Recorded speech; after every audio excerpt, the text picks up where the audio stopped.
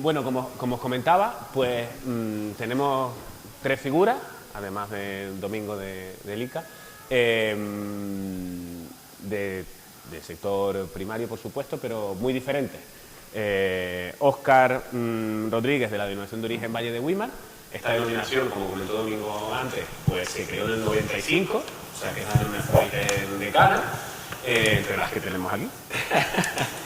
Y es de vino, que es una de esas 11 que tienen la particularidad, ¿no?, de ser un producto pues bastante reconocido y con concursos, que hablaremos también después, y todo eso. Luego Vicente Luis, de la parte de papas, la IGP es de 2012, ¿no?, según comentó antes también.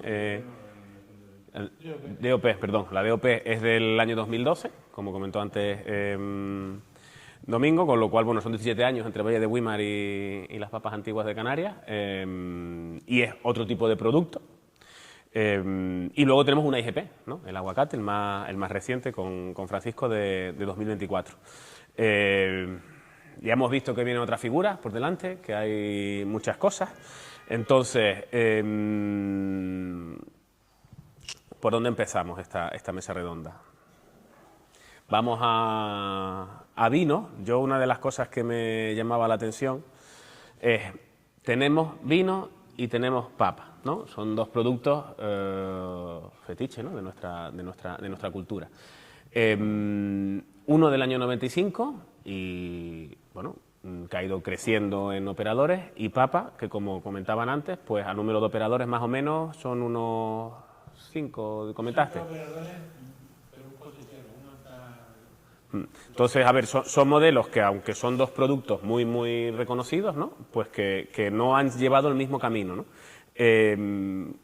¿Creéis que los pliegos de condiciones limitan la innovación en el sector? ¿Sí? ¿No? ¿Cómo lo veis? Venga. Bueno, sí, limita bastante, a nosotros nos ha limitado, y sobre todo porque esto es un cultivo tradicional y los agricultores que hay normalmente son personas mayores y no tenemos relevo generacional. Y entonces ya meter a los productores en papeleo ya es una cuestión que ya les cuesta dinero, y después ya cumplir las reglas. Prácticamente ellos lo hacen de una manera de toda la vida, pero eso de llevar un libro de campo, de autorregularse, de llevar una administración para la comercialización, un etiquetado, una diferenciación en el empaquetado, eso para ellos ya les cuesta mucho más.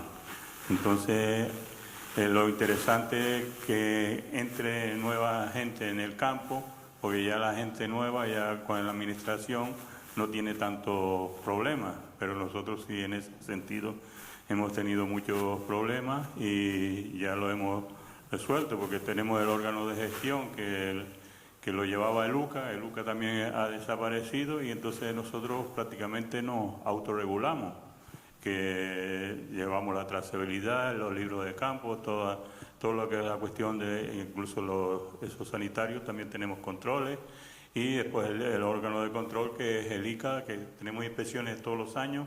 Pues somos los únicos cosecheros y comercializadores, que no nos importa, porque realmente hasta ahora estamos haciendo las cosas bien, pero es que todas las inspecciones siempre van a nosotros. Por el tema de toma de muestras, no te queda otra. Sí, ahí no hay estadística que valga, o sea, si hay uno es donde hay que ir, ¿no? Y entonces, ¿tú crees que el sello en sí, más que ayudar al relevo generacional, igual ha parado a los productores para que sigan? ¿O? Porque, no, a ver, los productores siguen produciendo, pero no tienen, pero no se acogen dentro no de tienen nada. el sello.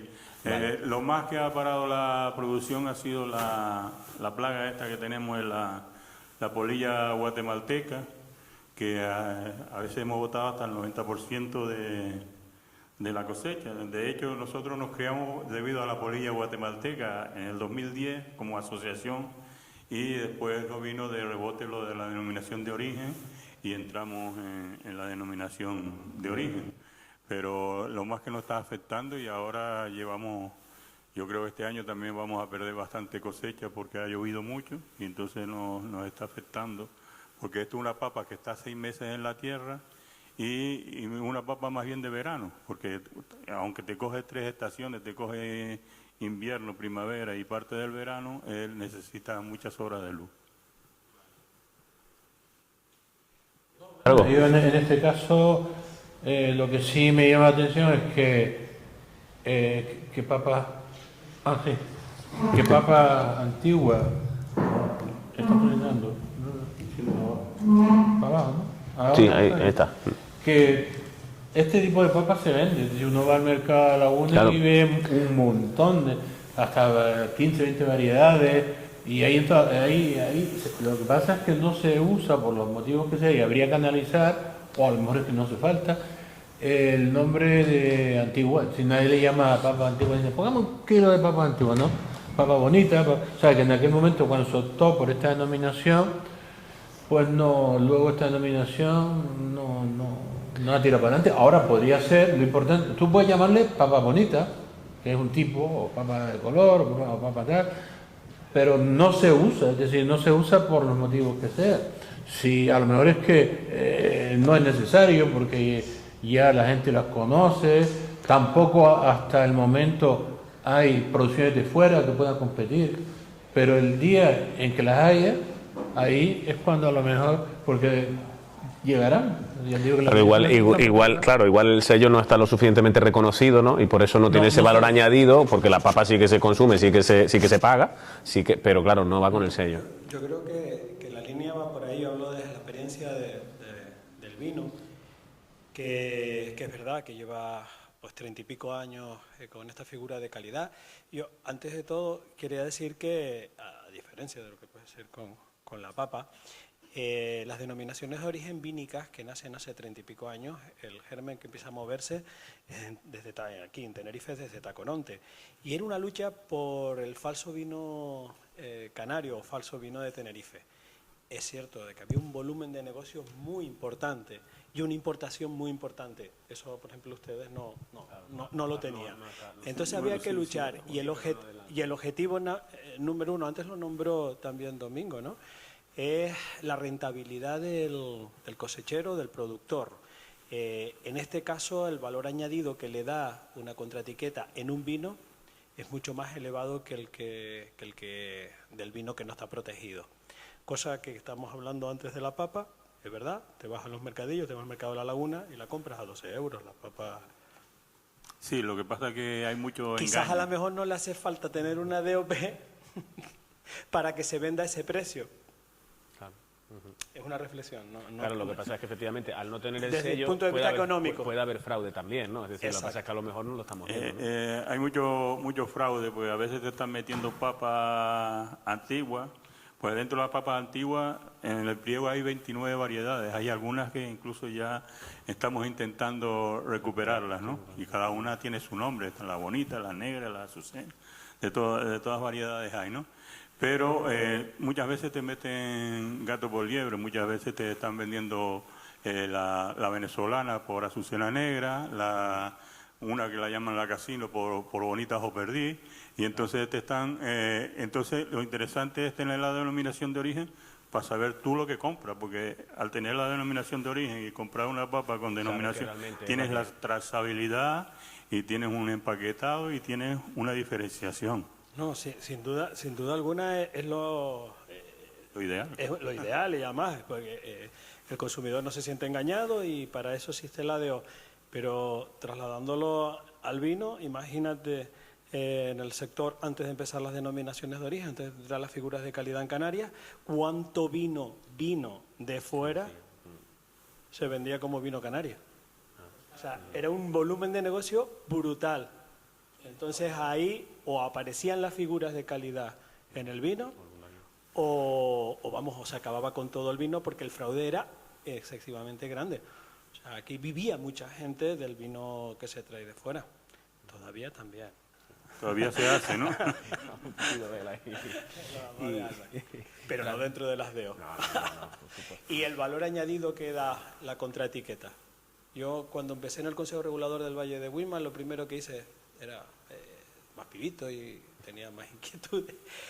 bueno, ahora también las tengo, pero antes era recorrerme los sitios y ver vino blanco cuánto costaba, claro, eran pesetas, y vino tinto, ¿no? La botella. Éramos la denominación de origen más barata. Y después también es gracias a la promoción, al Consejo Regulador, al enfoque de las bodegas, al trabajo conjunto. Yo no me asumo la denominación de origen, todos los éxitos. El éxito de las denominaciones de origen, por lo menos, yo hablo desde mi experiencia, es la conjunción entre los productores y el propio Consejo Regulador a la hora de la promoción. Al Valle de Weimar le ha favorecido que sus bodegas pues tengan reconocimientos internacionales, se hayan movido en términos de calidad, que de reconocimiento dentro del consumidor. Todo eso hace que es el objetivo de una figura de calidad, aunar todos los esfuerzos y todos los éxitos individuales de todos los operadores para que la marca colectiva también se vea reforzada. Y yo creo que ese es el éxito fundamental. Y ahora en este caso, pues ya vemos que durante esos 20 y pico años, pues que ya no estamos allá abajo, que ya los precios medios del producto estamos entre los más. Eso es el éxito de todos. Y yo creo que ese es lo fundamental. Y tenemos también los problemas que dices de cambio generacional. Eso es innato de la agricultura a nivel, no solo es un mal de Canarias, es un mal a nivel nacional y un mal europeo, ¿no? ¿Y cómo se compensa esas cosas? Desde mi punto de vista, rentabilidad. O sea, ¿cómo le dices tú a un crío de 20 y pico años que se dedica a la agricultura si no va a poderse comprar un cochito? Bueno, la vivienda ya, aunque sea ingeniero. Pero, ¿cómo se lo dices? Pues con rentabilidad. Y la rentabilidad la dan las figuras de calidad, el valor añadido. Yo me pregunto una cosa, estaba preguntándole si las tecnologías pueden echar para atrás y le pregunto a Domingo, porque se me está ocurriendo la pregunta ahora, ante un pliego de condiciones donde deja redactado, quizás no lo es en el vino o en la papa, incluso algunos modus operandi, formas de cultivar que las hacen tradicionales y las vinculan a esa identificación geográfica, si hubieran cambios en el modo de sacar la cosecha para adelante, porque la tecnología se va imponiendo, ¿esto implica tener que cambiar el pliego de condiciones para adaptarlo y mantener esa nueva IGP que ha modificado en ese punto de la tecnología de la obtención de...? El propio reglamento establece los mecanismos de modificación de los pliegos de condiciones y se hacen continuamente. Un montón de modificaciones el año pasado. Lo que pasa es que hay dos tipos de modificaciones.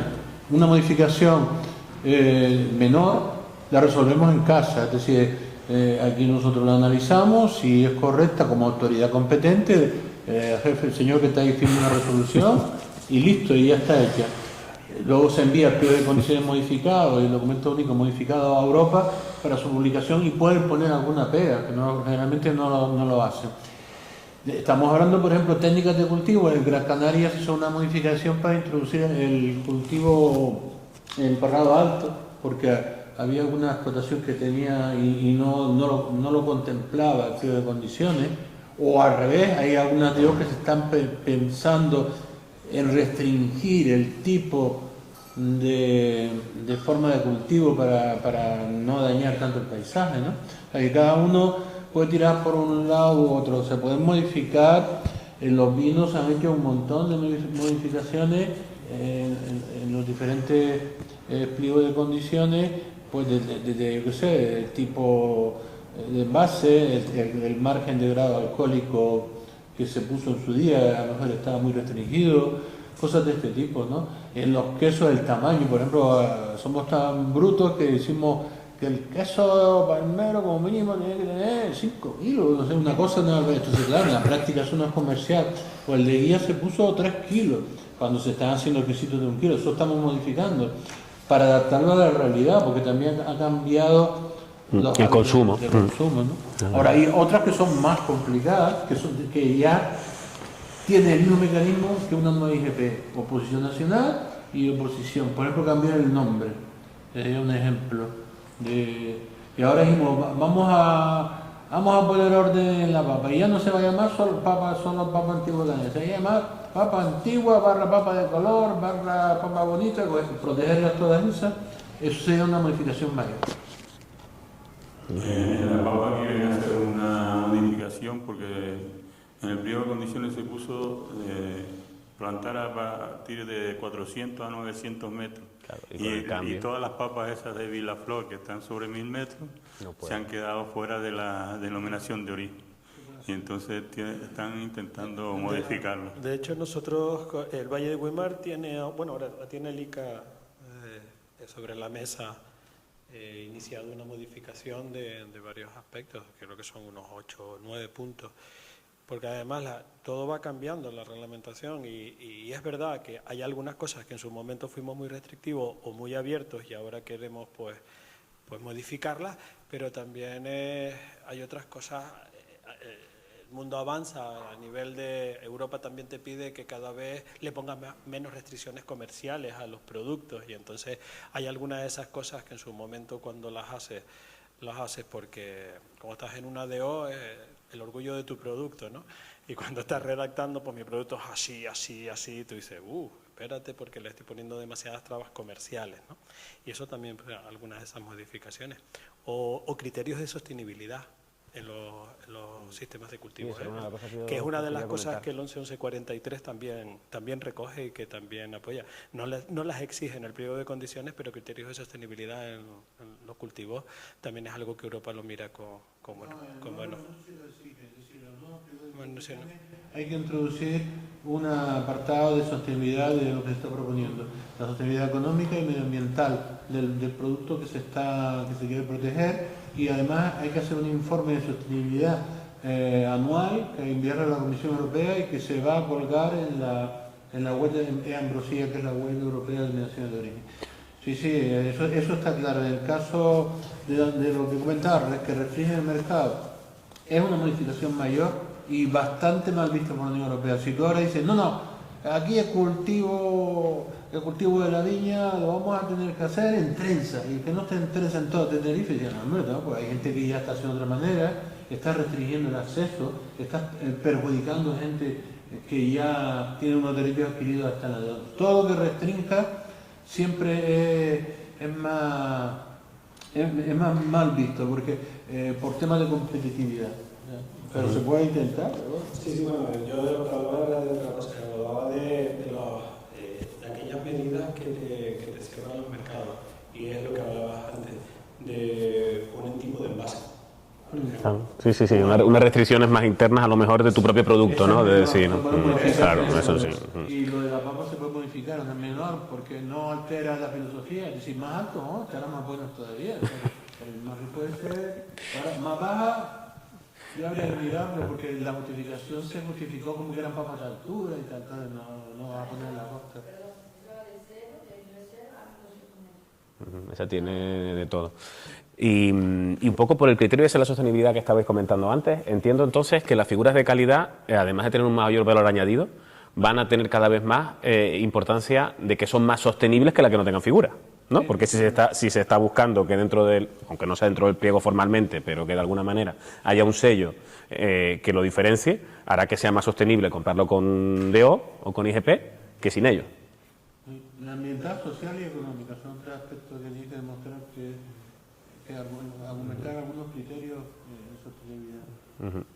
Y Francisco, por ir un poco con la figura más nueva, ¿no? Por ir un poco con el agua, con el aguacate, ¿no?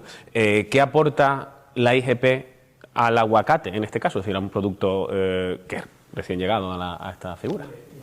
Siendo que la IGP destaca el origen geográfico del producto, siendo que destaca, lo decía don Luis antes, la autenticidad del producto. Destaca las características específicas que lo distinguen de otros dentro del mercado global, siendo que la IGP protege, lo comentaba también Domingo, la reputación del producto. Y yo creo que siendo que la IGP, como también decía Domingo, que es una figura que en el mercado agroalimentario a nivel internacional está muy reconocida, nos podemos aprovechar de todos estos aspectos, cómo no, para lógicamente, afirmar que le aporta valor al producto. Hasta incluso facilita en los mercados la introducción, en aquellos mercados que dan valor y que apuestan por productos diferenciados, lógicamente un sello de calidad IGP aporta muchísimo a un producto. Otra cosa, como estaban comentando, y yo me alegro de cuando ha hecho hincapié el compañero con el tema del contraetiquetado, es que yo me llego a cuestionar si verdaderamente el consumidor final, y no sé si aquí procede a hacer un ejercicio de marketing, y yo siempre que hablo de todo esto me acuerdo de mi madre. Mi madre cuando va a comprar un producto, perdone la expresión, ¿qué coño sabe lo que pone en esa etiqueta que casi ni la ve? Entonces, yo me alegro de oír que verdaderamente hay gente que identifica una denominación de origen protegida, una identificación geográfica, porque identifica el sello ese en el producto. Pero, ¿cuántos de los consumidores finales podrán reconocer ese sello para entender que es posible que estén dispuestos a aportar o a pagar más por ese producto porque lleva una etiqueta que no sé cuántos sabrán lo que significa, ¿no? Desde luego que el primer eslabón en la cadena que lo adquiere, grandes supermercados, grandes superficies, que lógicamente están al tanto de todos estos novedades a nivel de identificaciones geográficas y de denominaciones de origen, tengo claro que los reconoce, por supuesto que sí, y hasta está dispuesto a pagarte más a ti, productor de plátano con esa característica del producto, o de papayo, de aguacate o de lo que sea, que cualquier otro. Pero, ¿y el consumidor final? ¿Sabe distinguir en el etiquetado del producto, cuando se lo coma? Bueno, efectivamente. Pero por lo que estamos viendo puede tener bastante el producto, ¿no? Es decir, el consumidor en sí, porque en el vino a lo mejor está como más interiorizado a los consumidores de vino y a lo mejor en la papa pues justamente no se está viendo ese sello, ¿no? Se está quedando atrás. Yo pienso que aquí nadie conoce el sello, en Canarias no. O sea, no, pero el consumidor europeo sí. Por ejemplo, que en Italia o Francia, todo lo que son los productos están muy bien identificados con el sello IGP. Sí, nosotros aquí más a lo mejor lo hemos basado en la represión, es decir, en el fraude, en apurar a quien hay un producto protegido, pero lo ideal es que sea valorado y reconocido por el consumidor, igual que habría que hacer un esfuerzo en divulgar estos sellos de calidad, el IGP y el DOP, para que se conozcan, ¿no? Y que sea como un carnet de identidad del producto. Tú ves aquello y sabes que te está aportando una calidad extra, pero hoy por hoy yo creo que nadie se fija en eso, ¿no? sí que es verdad, Domingo, y cuando me refería al producto que represento aquí, que es el aguacate, desgraciadamente el aguacate poco se exporta, porque los volúmenes de exportación, o sea, los volúmenes de producción no llegan, y afortunadamente, y al precio al que está el aguacate, se venden todos aquí, ¿no? Pero sí que es cierto que, como dice Domingo, a nivel europeo, nosotros en la empresa en la que yo trabajo exportamos a Europa y ya más de algunos clientes que los invitamos a venir para que entiendan muchas veces los defectos del producto y que no sean tan exquisitos con el tema de la apariencia física, alguno de ellos efectivamente me ha preguntado y están más mentalizados, desde luego, el consumidor europeo que el canario, ¿no? Ya más de alguno me ha preguntado, ¿y esto tiene algún sello distintivo de calidad? Y por eso que decía mi compañero que está allí, que es el gerente de la Asociación Nicolás, no solo, por favor, para el tomate canario, sino que también la papaya, que está siendo un producto de exportación importante, que está dentro de la asociación esta Tropicán que representamos mi compañero y yo. Hablo particularmente de ese producto sobre el que me hicieron la pregunta en cuestión y que a lo mejor es el que viene en la cola dentro de la obtención de un sello IGP, ¿no? A mí me ha llamado la atención... Bueno, comenta. No, con los sellos hay mucha picardía, porque a nosotros nos ha pasado en supermercados, alguien lo conoce porque dice papas con denominación de origen y no son las nuestras. Entonces nosotros somos de momento los únicos productores y hemos llamado a ICA, digo, mira que aquí están vendiendo papas que no tiene denominación de origen. Por algo lo ponen, porque se ve que si tiene denominación de origen la pueden vender más cara. Y también hay una confusión que ponen papa canaria, que los sellos, aunque no queramos, hay que mirarlos y después no son canarias. No quiero decir que sean papas antiguas, sino papas de las otras mismas y te vienen de otros sitios, ¿no? Pero ese es otro tema, eso está regulado por la normativa europea y por la normativa estatal el fraude en el origen, es decir, un fraude en el etiquetado. Eso lo miran, hay un departamento todo en el ICA que es el control de la calidad estándar, que uno de los trabajos más frecuentes hacen es eso, comprobar el origen supuesto de los productos, que te dicen, con papa de Canarias ha habido un montón de expedientes, porque te meten papa de Israel o de Inglaterra, de donde se puede traer en principio, y ponen origen canaria o identificado, incluso no tiene que ser etiquetado, también se entiende en la publicidad, papas canarias, y luego mira ahí y le pone Israel. O sea, eso no se puede hacer por las normas generales de etiquetado, es un fraude, y un fraude muy grave que estaría cuantificado hasta 150.000 euros por hacer ese tipo de prácticas. Claro, lo que pasa es que ahí no salimos de las figuras de calidad, sino que es etiquetado tal cual, no es decir, no puede decir que es de un origen si no es, ¿no? Ahora, si encima pone papa antigua de Canarias, con denominación de origen, no lo son, en ese caso sí que se da contra el reglamento europeo de que controla la IGP, y es incluso un delito penal. Está en el Código Penal, en el artículo 142, la utilización de figuras protegidas, de nombres de indicaciones geográficas protegidas. Ahí es donde estaba yo pensando antes, cuando tú comentabas lo de las grandes distribuidoras, ¿no? Que los supermercados y tal sí que reconocen ese sello. ¿Cuál es vuestra percepción, ¿no? Si las cadenas respetan las figuras de calidad y le dan un valor diferencial, o dicen que lo respetan pero luego a la hora de la verdad a nivel de precio pues también barren para casa. Un poco aquí hay tres realidades diferentes. Ya la papa me ha quedado claro que bueno, que hay ejemplos, ¿no?, en los que no hay ese respeto, pero en el aguacate, en el vino, ¿cómo lo veis? Yo creo que en el vino, quizás por ese recorrido que llevaba, antes decían los problemas de que el consumidor reconociera y valorara. El vino a lo mejor no tenemos tampoco ese gran problema, o tenemos el problema más atenuado. Yo creo que, claro, en 30 y pico años, donde se ha trabajado con la administración, ahí tenemos al ICA y en la parte de promoción que antes habló Luis, cuánto dinero se ha invertido para promocionar los vinos de calidad, tanto aquí como fuera. O sea, y eso se ve. Tenemos concursos aquí regionales que vienen de esta semana, justito, en la Agrocanaria, donde hay un reconocimiento, donde tal. Entonces, ¿y a dónde va dirigido? Al consumidor. Entonces, el consumidor, yo hablo de mi realidad, ¿no? En el vino sí se reconoce bastante, ¿no? Sobre lo que preguntabas de las grandes superficies, si se aprecian o valoran, yo creo que sí, nada más que hay que ver las grandes superficies que tienen los espacios reservados para denominaciones de origen, ¿sabes? Aparte del producto sin DO. O sea, que yo creo que en ese sentido sí, en ese sentido no es solo por Canarias, sino es que el vino se conoce por regiones. Vamos a probar o por variedades, ¿no? Vamos a pedir un Godello de Galicia, ¿verdad? ¿Sabes? El tema del vino es que está más internacionalizado quizás, y a efectos de marketing, a efectos de tal. Entonces yo creo que sí, que en las grandes superficies a los vinos sí se les respeta. El fraude que va a haber, lo va a haber siempre. Los guachinches, el vino canario, ahí va a haber fraude siempre, pero bueno, que está un poco... Pero es la realidad un poco del vino, ¿no?, que es un poco distinta, ¿no?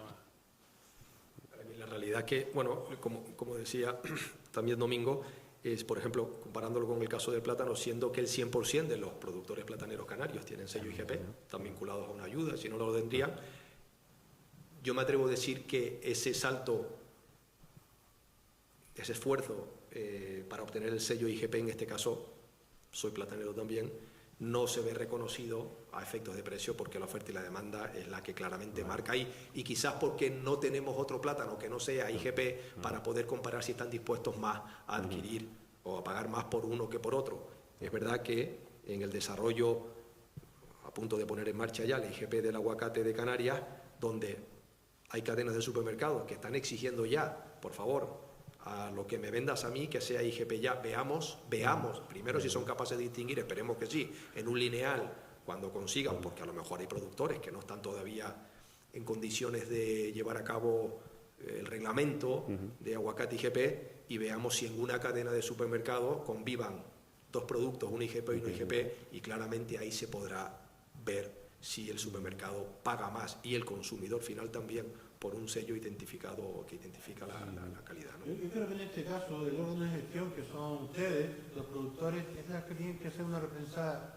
Por el caso del aguacate, por ejemplo, es un caso especial. El caso del aguacate, se supone que todos los aguacates que hay aquí son de Canarias, por lo tanto ahí no es que te vaya a primar la IGP el origen, ¿vale? Por eso todo de Canarias, no se puede traer aguacate de fuera ni fruta tropical de fuera, pero sí que habría que convertirlo a lo mejor en un índice de calidad. Y si tú sabes que si tú compras ese acogido al IGP te va a salir bueno, porque hoy por hoy es una lotería. Es decir, yo como consumidor de aguacate, sabes que de cada 3 veces que compras, uno es incomestible, va a la basura, porque están dañados, porque no se han cogido con el grado adecuado de maduración, porque no sirven. Y es ahí lo que si la IGP sirve para garantizar la calidad del producto, como que no era... Bueno, sí, es uno de los objetivos. Yo creo que puede ser una vía interesante de promoción, porque... Y luego, en el mercado exterior sí es distinto. Ya en el mercado exterior prima el origen de Canarias. ¿Por qué de Canarias? Frente a que puede vender o argumentar o promocionar que ese aguacate va a ser mejor el que se produce en Málaga. Ese tipo de cosas, por lo que sea, ¿no? O del que se trae digamos, en Sudamérica, que es súper barato. Está a €1 el kilo en Madrid, yo hace poco que estuve el aguacate importado. Entonces, claro, tienes que... Ahí Canarias es calidad, hay que entrar por ahí. Claro, ahí el pliego de condiciones realmente es el que va a definir la calidad final que va a tener el producto, ¿no? Tanto la fisicoquímica como la sensorial, ¿no? Que tenga un nivel elevado. Y ahí va yo a otra cuestión, ¿no? Que es un poco el papel de la ciencia, ¿no? A lo mejor de la investigación, de la universidad o de la academia que fuera, ¿no? Es decir, ¿creéis que realmente hay un soporte en esos pliegos, en esas cuestiones, que esté suficientemente soportado luego por la ciencia, o no hemos investigado en el sitio que debemos investigar para que realmente sea útil, ¿no? Por ejemplo, comentabas tú, amigo, lo del licopeno, ¿no? Es decir, bueno, nos hemos puesto a analizar el licopeno, ya vale, pero si luego no lo podemos utilizar como marcador, pues igual no es lo ideal, ¿no? No, ha habido trabajo, por ejemplo, el caso de la cochinilla, que lo sabemos por otro tema, porque ahora la cochinilla se está impulsando desde la propia asociación de órganos de gestión, para que además sea un alimento, o sea, sea reconocido como alimento, como un insecto comestible. Y ahí sí hay interesantes estudios de la Universidad de Laguna, que se han estado, no sé si por colaboración directamente entre ellos o porque están ahí, pero sería un ejemplo interesante de estudios que demuestran y que nos piden la no toxicidad, es decir, que reúne las condiciones de que debe reunir un alimento. Por poner un ejemplo que se me ocurre, pero claro que podría haber y debería haber más colaboración más integración con las universidades canarias para este tema. Bueno, yo siempre hemos tenido la idea que, por ejemplo, en la polilla guatemalteca se bota mucha papa. Y entonces esto se podría aprovechar incluso para hacer bolsas, para hacer vasos de plástico y todo eso, pero no hay nadie que se meta en esa industria para crear otra cosa con el producto que se bota, ¿no? Porque es una de las cosas que en Alemania hacen vasos, cremas con la papa, bolsas que ya no sirven, que son biodegradables. Y entonces, no sé, te podría hacer muchas más cosas. Ahí dejo... Ahí hay un buen proyecto de investigación para quien quiera animarse, efectivamente. Ahí, por ejemplo, hay una buena pregunta. Con mucha más proteína. Otra pregunta que yo tenía era un poco, tenemos muchísimas figuras, lo hemos comentado antes, ¿no? Y tenemos además los concursos que las valorizan y hacen que sean reconocibles y que el consumidor las valore. Pero hay otras figuras que han tenido menos éxito, ¿no? Que tú las has comentado, ¿no? La especialidad tradicional garantizada, que luego Luis nos comentará su trabajo, que en otras zonas sí han tenido éxito, ¿no? Esas recetas a lo mejor en Andalucía, las ETG sí que tienen más tirón. Nosotros tampoco tenemos ahora mismo, creo, corrígeme si tenemos algo, ningún producto de la pesca, del mar protegido, ni cárnico. Hubo acuicultura ecológica, ahora hay algas y se están produciendo, pero pescado ya no. Llegaron a ver piscifactorías con producción ecológica. Y todo esto entiendo que es un poco porque no ha habido asociaciones o productores que hayan visto la necesidad de tener esa figura, porque evidentemente... Sí, funcionaba bien. El problema estaba en tecnológico, en los piensos, la necesidad de utilizar piensos para peces ecológicos que eran muy caros, que lo traían de Irlanda o de Islandia, no recuerdo. Y era inviable por los costes, ¿no? Pero sí que llegó a haber mercados doradas y lubinas certificadas ecológicas. De todas maneras, la pesca sostenible extractiva es ecológica, ya entra dentro del ámbito. Tú puedes certificar un producto de pesca sostenible como producto ecológico. Lo hizo también el Cabildo del Hierro con el atún, pero que yo sepa no han seguido con el tema, ¿no? Claro, o sea, hay una serie de sellos, efectivamente, ahí que sí que nos definen. Directamente, podemos decir que un atún, que un sargo, que un atún cogido aquí es ecológico. Se lo puede certificar. Y el otro sello que yo tenía la duda, que no sé si llegaste a comentar, fue el de la RUP, el de las regiones ultraperiféricas. ¿Se utiliza o no se utiliza? Sabemos que tenemos ese sello. El sello que está ahí sentado, porque la RUP no es una figura de calidad, es otra historia. Luis Salvador, igual. Y yo ahí es que no intervengo en lo de la RUP. ¿Tú puedes hablar de eso, Luis Salvador, sobre la RUP? El sello de la RUP, entonces estamos hablando de origen, pero en general de toda la región. De calidad también, es una figura de calidad también de aquellos productos, pero no diferenciada. Y sí, se acogen a ellos los productos agroalimentarios que reúnan unos requisitos.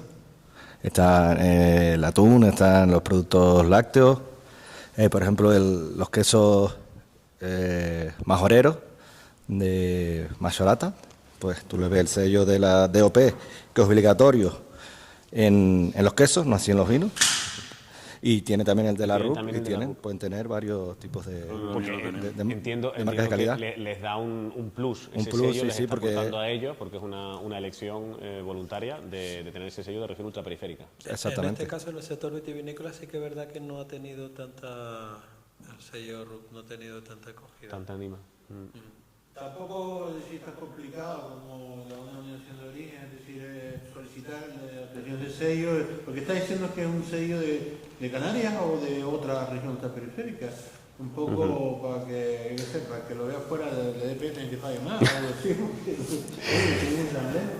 pero ahí no hay un de condiciones ni unas calidades determinadas. Pero eso sí se está utilizando, ¿no? Es un poco como el de producción integrada, que tú comentabas que había bajado el uso, ¿no? Por lo que comentan bien.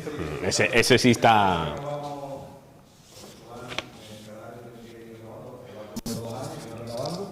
Y se renovaron, pues creo recordar que a lo mejor 45 y de nueva incorporación pues fueron 17 nuevos productos que entran dentro de del sello RUP. Vale. Estoy viendo la hora, digo, tengo muchas más preguntas, pero igual no me da tiempo a mucho. Entonces, alguna de cierre sí que quería hacer a cada uno. A ver, ya que no nos escucha nadie, para buscar un poco las vueltas, ¿no? Entonces, a Óscar, como... Sí, como veterano, ¿no? Es decir, después de estos años, ¿no? Del Consejo Regulador y de todo lo que ha ido pasando, los cambios que tú has ido viendo, si pudieras tú coger el reglamento europeo, ¿vale? Y cambiar algo, ¿qué cambiarías? Es decir, esto ha sido un jaleo, o esto va a ser un jaleo, o esto me falta.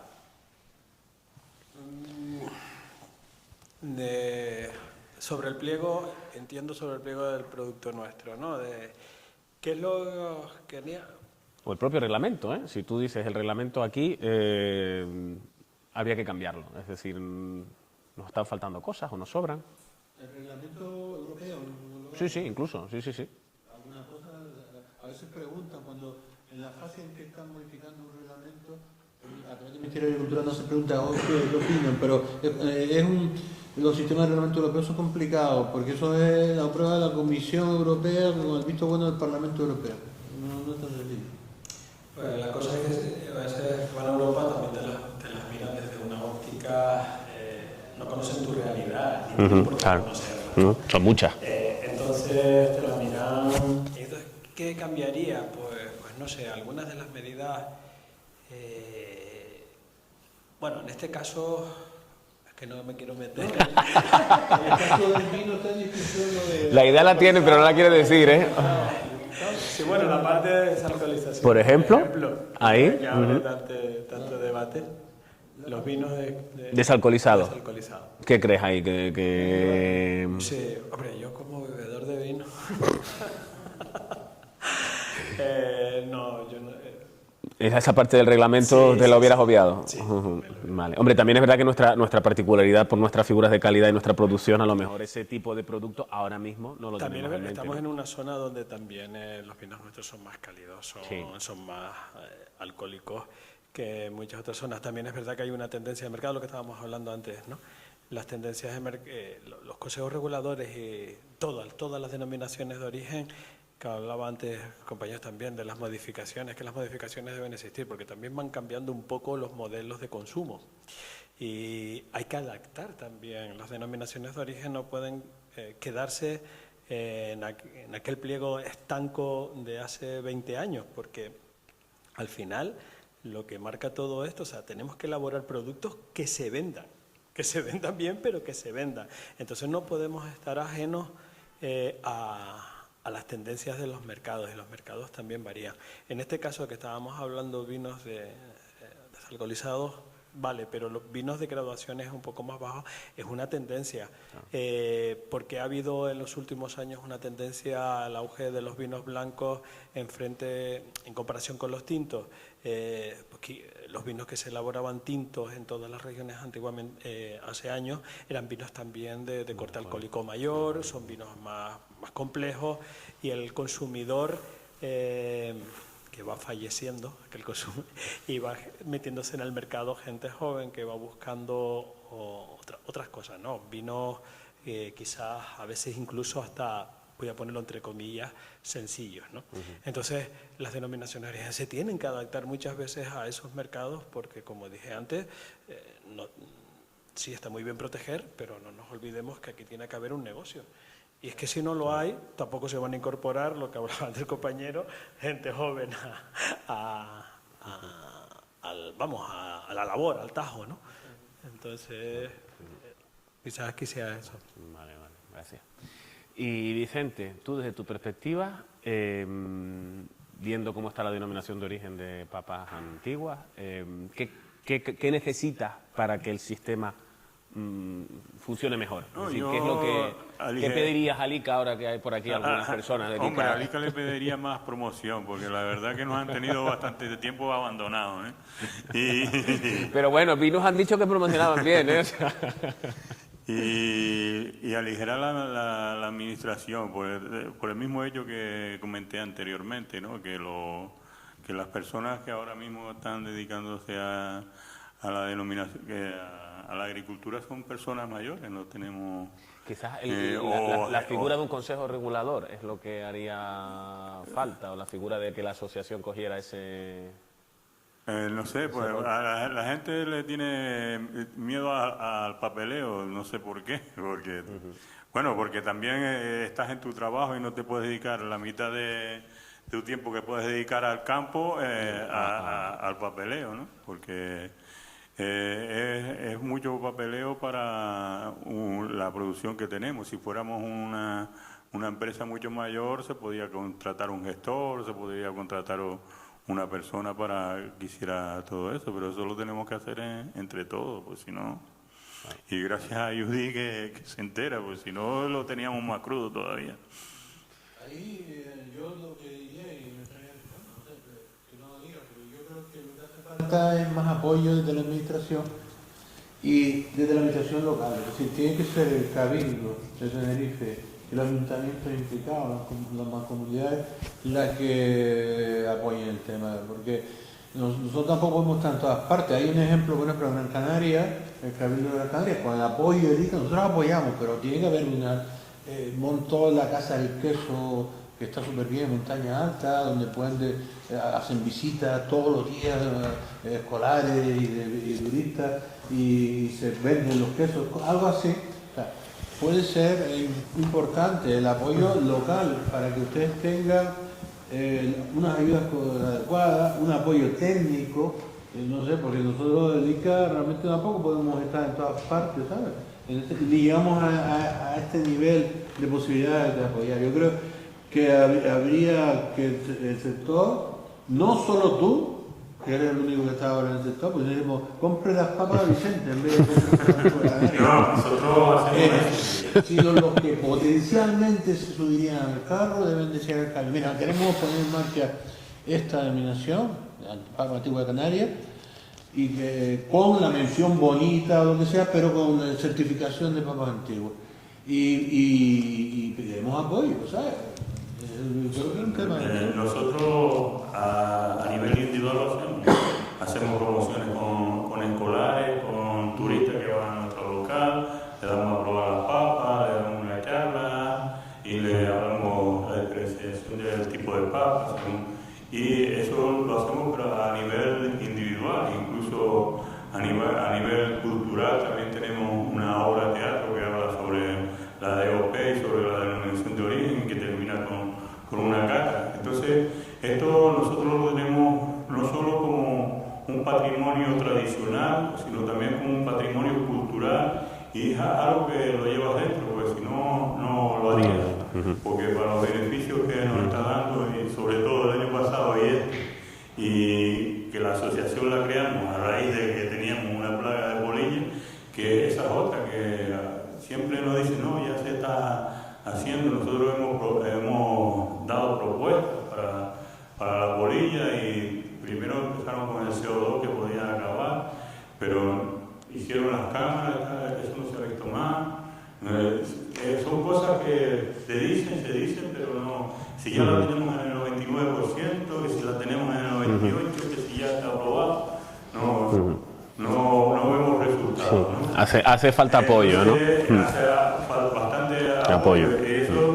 Eso de la polilla está dejando, ahora están experimentando con murciélagos para matar la polilla, que dice que van a hacer nidos de murciélagos. Desde la universidad también hubo diferentes experimentos con insectos, con el aceite de nin y lo más resultado que da hasta ahora es la feromona, pero eso atrapa lo que atrapa. Sí. No, el radio de acciones. No tenemos resultados y después para colmo, que eso lo voy a decir ahora porque se lo he dicho a la institución y no hacen caso. Nadie te escucha ahora, no te preocupes. Ahora no. Recogen la materia afectada con la polilla y tal, y bueno, parece que me lo ponen adrede delante de mi casa, pasando el barranco está el contenedor, aquello todo destapado, y entonces la gente viene a coger papas para los animales, le ponen una simple red y nosotros dicen, pues esto no se puede. En Galicia hicieron un protocolo para acabar con la polilla y casi lo tienen terminado, pero aquí parece que le da lo mismo un producto de calidad como el que tenemos, que es la papa bonita, la trufa canaria, y les da lo mismo. Pues no sé hasta qué punto se puede intervenir para acabar con esa placa. Y una de las cosas que porque no se produce papa antigua es porque tampoco se puede exportar. Porque antes se exportaba papa a Inglaterra y ahora tenemos que importar todo. ¿Será que no interesa a las autoridades o no interesa a los comerciantes que están alrededor y aplacan a las autoridades para que hagan algo? No sé, hasta ya yo me estoy poniendo ya medio... Empezaste tímido, pero Domingo te picó y... La prohibición de exportaciones por la polilla. Por la polilla, claro, está derivado de ahí. Claro. Entró en el año 99. Claro.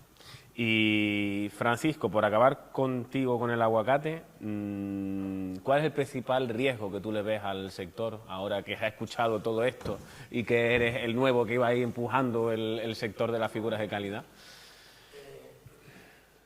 Bueno, hay un debate en la visita que hemos hecho el gerente y yo a distintos agricultores en la isla de La Palma, en la isla de Tenerife, con respecto al aguacate, y hay una inquietud importante que hay que buscar la razón de, porque vamos a ver, fíjese que el tema del IGP del aguacate surgió por empezar a identificar con este sello de calidad la exportación, el aguacate de exportación. Claro, sí, el interno, como decía Domingo, interno está es todo vendido, es todo, y muy es bien todo vendido, allí. efectivamente. Claro. Pero se inició todo esto pensando en que, oye, ahora cuando empecemos a exportar, donde los mercados reconocen y sí le dan valor al sello IGP o a cualquier denominación de origen, tienen otra cultura. Lo gracioso es que empezamos con toda esta pelea hace 2 años, sacamos el IGP del aguacate el año pasado, y creo que nos quedan más de 5 años para empezar a exportar aguacate, al ritmo al que vamos. Entonces, que si puede ser la calidad de las aguas, que si puede ser que no se atiende al manejo de la planta porque aquellos que solo visitan una vez al mes las explotaciones porque las tienen como segundo plano, Claro, pues, está vendido. etcétera, porque no sabemos lo que, o sea, la inquietud es que por favor el trabajo que estemos haciendo para lograr el IGP del aguacate nos sirva para el objetivo inicial que se lanzó, que fue exportar aguacate, ¿no? Entonces, también algunas enfermedades del suelo, pero me llamó la atención el otro día en la isla de La Palma, donde hablan de factor fundamental allí, que son muchas mini explotaciones, es esa falta de atención del cultivo, que no la tienen como primer ingreso. Claro. ¡Wow! Te quedas un poco de piedra. Y es verdad que estábamos debatiendo si esa productividad por hectárea que se tiene registrada, creo que de 3,5 kilos por metro cuadrado, pues está en torno a 1,1, y otros hablan de que pueda ser, que las estadísticas, que es una cosa que habría que revisar, si las estadísticas están contemplando, cuando analizan a razón de la superficie que hay plantada en el mapa de cultivo, a razón de 3 kilos por metro cuadrado, si se está contemplando que esas nuevas plantaciones que se incorporan al sector, que no empiezan a dar hasta, creo que hasta dentro de 3 años, ya directamente están multiplicando por 3 kilos y claro, en una media polémica que tenemos aquí ahora con el tema de la OIAM, que es una organización interprofesional del aguacate y el mango, que nos quieren imponer un impuesto revolucionario de 2 céntimos por kilo de aguacate, que se impuso por Real Decreto del Ministerio, pues poco menos que piensan que aquí en Tenerife hay, en Canarias, perdón, poco menos que 56 millones de kilos de aguacate o algo, cuando en la asociación, que representamos al 90% del cultivo de aguacate producido en Canarias, hay 3,5 millones, ¿no? Habrá que hablar después del aguacate que se produce y que no se sigue el circuito, y que no se declara y que se sí, que no sigue el de circuito, las cadenas habituales de las OPFH, etcétera, ¿no? Esa es un poco la inquietud, que el esfuerzo que estamos haciendo sirva para sacarle partido, pero sí que hay una pequeña pelea ahora, aunque sea en el mercado local, de que, oye, ¿qué pasa? Que si no exportamos el aguacate, entonces no hace falta aplicar IGP. Si no la aplicamos dentro de 1 año y pico, nos la quitan, una vez establecida. Pero es que hay quienes sí se las están exigiendo dentro del mercado local, que son las cadenas de supermercados más profesionales, que ya lo están exigiendo. Con lo cual ese debate interno de decir, no hace falta IGP porque no estamos exportando, pero otros levantan la mano, sí, porque a mí me lo están exigiendo las cadenas. Sí, se está solucionando un poco solo, ¿no? Además hay un tema que no se comentó, y es que eso tiene un coste. Es decir, en el caso de ellos está delegado el control, y los que quieran certificar tienen que pagar una certificadora. Y cobran salario, ¿eh? Tenemos tela para hacer otro segundo seminario, ¿eh? Para seguir hablando. Se nos han quedado cosas en el tintero. O sea que... Entonces... Solo una cosita para salir también un poco optimista, ¿no? Que está... Pero que iniciabas al principio cuando empezamos con esto, que aportan las figuras de calidad. Claro, esa es la pregunta que iba a hacer yo. Si las perdemos, ¿qué pasaría aquí? O sea, ¿qué nos están dando, no? En este caso, que aporta lo que hablamos del valor añadido, hablé lo de que costaba una botella de vino cuando yo entré y cuando ya la DO fue más madura, pero también aporta unas actividades paralelas y a tu actividad. Y cuando eso en nuestro sector, el enoturismo. muy importante en este caso. Y eso lo aporta también la figura de calidad. O sea, el turismo asociado a ese producto local diferenciado y de calidad. Y eso, en nuestro caso, bueno, ya hay un clúster, Turismo, también gastronomía. están agrupados muchos viticultores, bodegueros en este tema, y la cátedra también tiene mucho que ver también en esto, pero también ocurrirá con cualquier producto de calidad, ¿no? La influencia del mercado, el turismo asociado al producto local. Y ya no solo eso, sino como decía el compañero, las visitas que tiene y las charlas que hace, ni se imaginan, quizás sí, cuando ya no el turismo viene a visitar las plantaciones, las explotaciones, a conocer cómo se obtiene el producto, en mi experiencia, cuando clientes alemanes, holandeses, ingleses se desplazan, bien por voluntad propia, bien organizado por Proexca, que hace visitas inversas, y vienen a visitar las explotaciones y ven cómo se produce 1 kilo de aguacate, 1 kilo de papaya, 1 kilo de algo que ellos están en Europa comercializando, que son de origen canario, ojo, el resultado atractivo, ni se imaginan, de esas visitas que hasta grabando vídeos previa autorización que piden, lo cuelgan en las web de sus, en fin, de su cadena, Muy importante, cuando un distribuidor de vino te dice, te negocia el precio, un distribuidor en Península, tú lo traes para acá, le pagas 2 noches en el hotel, lo subes arriba, en mi caso, lo subes a las dehesas, ve aquel cultivo, ve aquello, y entonces ese se te convierte en el mayor embajador. Ya no te discute más el precio. Y encima a sus clientes les habla de las maravillas que vio cuando tal. Eso, ojo, eso hace muchísimo, en el caso de la experiencia mía.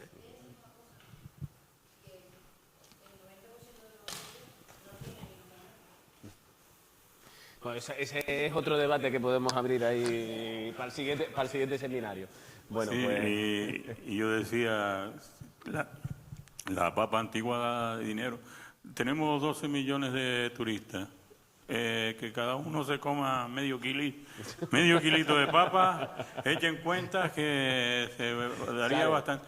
No hace falta ni exportarla, lo que pasa que no sé en qué estamos pensando, ¿no? Bueno, pues muchísimas gracias. Tenemos un pequeño detalle para vosotros.